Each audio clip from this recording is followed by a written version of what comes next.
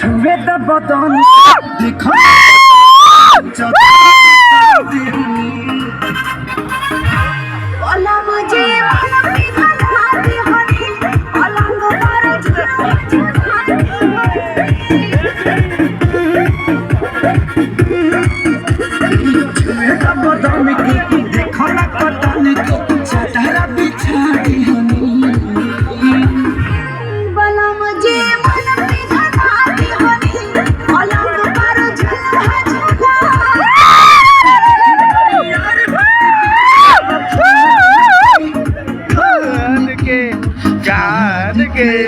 टूट जाए राजा जी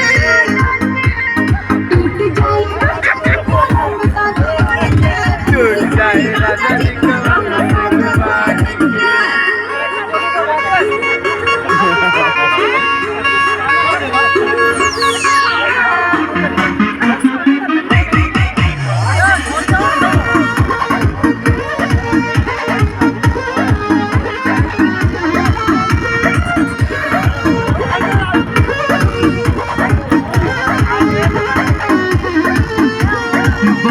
बेसरमी देहिया में गरमी